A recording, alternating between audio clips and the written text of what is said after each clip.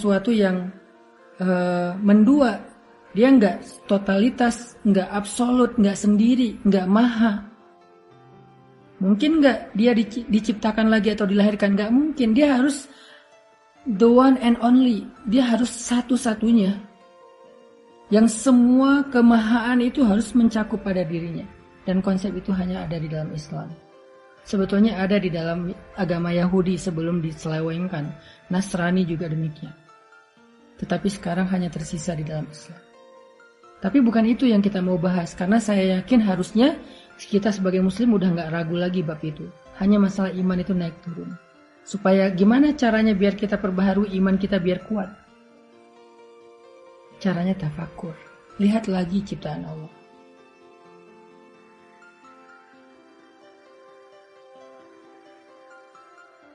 Percaya sama Allah. Makin kuat kita percaya sama Allah, semakin kita berkurang rasa khawatirnya. Kalau ada rasa khawatir dan bingung, pasti ada ragu kepada Allah.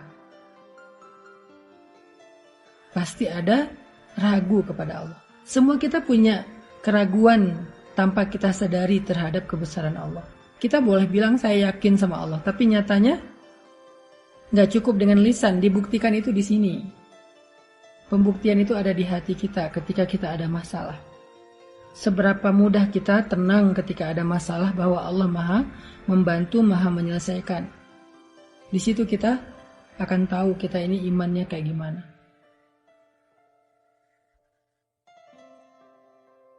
Sehingga keraguan itulah yang mengganggu kita. Keraguan itulah yang membuat kita gak nyaman. Keraguan itulah yang membuat kita mengeluh. Keraguan itulah yang membuat kita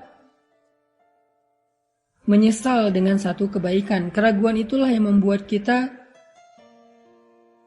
galau. Keraguan itulah yang membuat kita berputus asa. Sehingga salah satu cara untuk mengurangi keraguan kita, mengikis keraguan kita terhadap Allah adalah tafakur. Mikir. Seperti kita mentafakuri dan kagum kepada manusia karena karya-karyanya.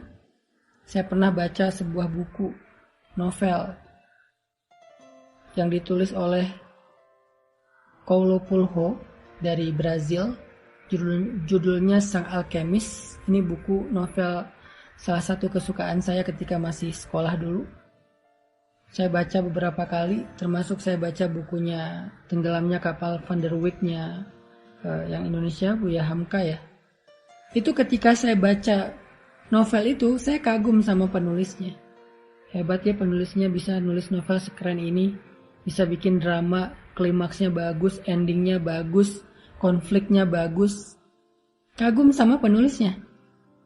Kenapa begitu mudah kita mengagumi makhluk hanya dengan karya kecil, tapi kita sulit banget mengagumi Allah dengan ciptaannya yang maha agung? Kita kurang tafakur. Bukankah pada diri kita, keluarga kita, itu ada bukti bahwa Allah maha agung? Ada bukti bahwa Allah maha menciptakan dengan sebaik-baik penciptaan?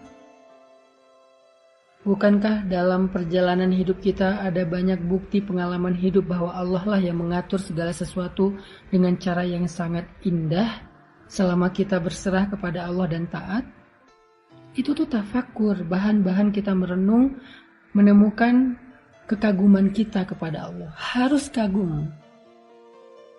Kekaguman yang kemudian menjadi trust, menjadi iman, menjadi belief, menjadi faith, menjadi keyakinan kepada Allah.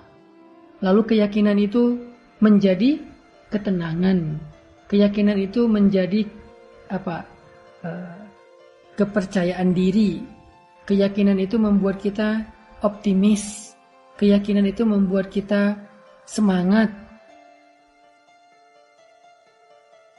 Kekaguman, keyakinan, ketenangan.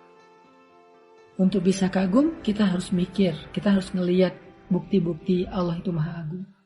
Setelah kita melihat, mikir, merenungkan, kita jadi yakin sama Allah.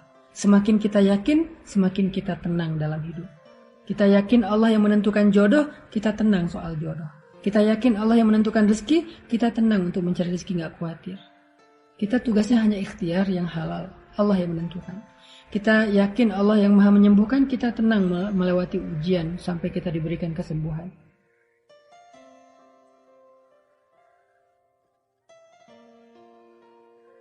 Intinya, tadi di awal saya ngomong, iman kita itu naik turun. Gimana ya caranya biar pas lagi turun itu kuat lagi? Karena banyak yang nanya kayak gitu di kuesioner pertanyaan Q&A. Sehingga saya bilang analoginya sama antara iman dengan fisik kita. Fisik kita butuh nutrisi, iman juga butuh nutrisi. Nutrisi fisik itu adalah makan, nutrisi iman itu adalah tafakkur.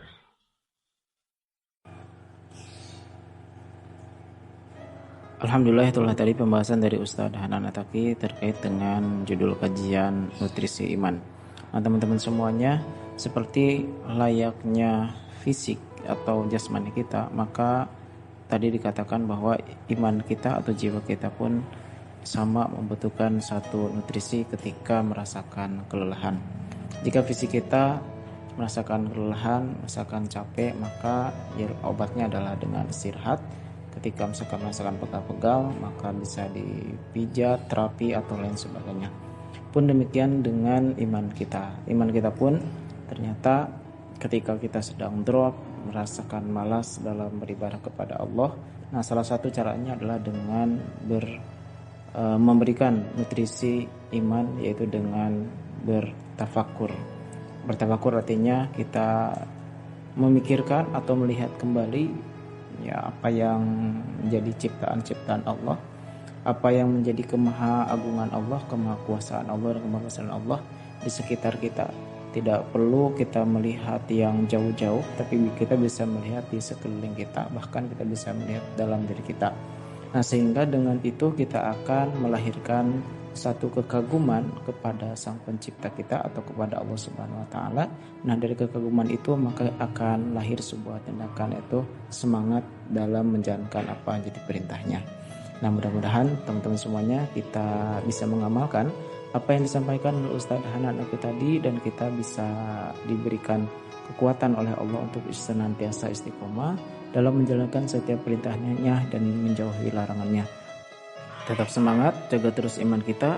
Barakallahu fikum. Assalamualaikum warahmatullahi wabarakatuh.